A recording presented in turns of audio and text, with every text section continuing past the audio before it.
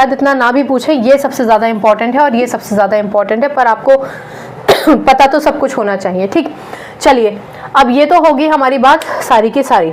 अब एक और चीज़ समझिए, इसके आधार पे स्कोरिंग हो रही है, तो रॉशर की जो स्कोरिंग थी उसको हम कहते हैं कॉम्प्रिहेंसिव स्कोरिंग।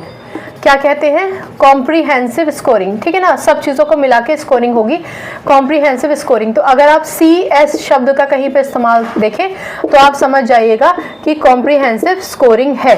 ठीक, चलिए अच्छा एक और चीज़ समझिए कि ये जो पूरा मेथड था ना, आपने नाजी वॉर के बारे में सुना है? World war second, Adolf Hitler के समय में जो एक डोमिनेशन रहा था जर्मनी का, और किस तरीके से उस समय क्या हुआ आपको सब पता है।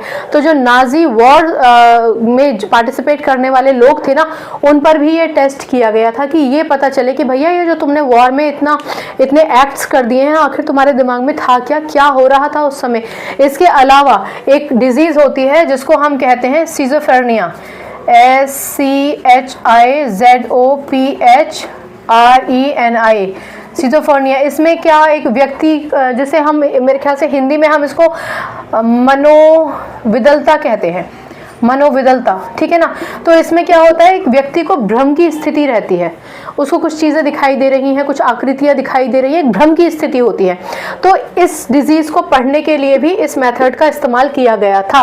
इसके अलावा रोशाक इंक ब्लॉक टेस्ट का इस्तेमाल किया गया था साइकोलॉजिक्स पेशेंट्स की साइकोलॉजी पढ़ने के लिए।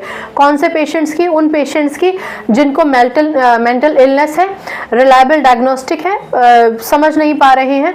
और ये जो पूरा मेथड था 5 साल की उम्र से लेकर अडल्टहुड तक के बच्चों के लिए खास तौर से इम्प्लीमेंट किया गया था। मैं यहाँ पर एक चीज़ और आपको बता दूं कि सिजोफ्रेनिया ज़्यादातर किशोरावस्था और युवावस्था की शुरुआत में होती है, या किशोरावस्था की इस स्थिति में होती है। ठीक है ना, चलिए इसके अलावा मेरे ख्याल से मैंने आपको सब कुछ बता दिया है। ओके, अब हाँ, मैंने आपको बता दिया ना कि personality, emotional function, mental illness को पढ़ने के लिए इसका इस्तेमाल किया गया था। चलिए, इसमें 27 एस्टैब्लिश कोड्स थे। ये जो कोड्स हमने पढ़े ना, ह्यूमन नेचर, एनिमल, ये सब चीज़ें उसी का हिस्सा है। ओके, परफॉर्मेंस असेसमेंट सिस्टम होता है। परफॉर्मेंस असेसमेंट सिस्टम मतलब क्या परफॉर्म किया उस व्यक्ति ने, जिसपे हमने ये कार्ड्स दे के टेस्ट किया, तो उसको आप RPAS भी कहते हैं। ये शब्द पूछा नहीं जाएगा यूजली, पर अगर आप कहीं देखें तो आप कंफ्यूज ना हो जाए। R का मतलब होता है रोशाक और PAS का मतलब होता है परफॉर्मेंस असेसमेंट सिस्टम। ये जो स्कोरिंग मेथड होता है, ठीक है ना, स्कोरिंग मेथड होता है।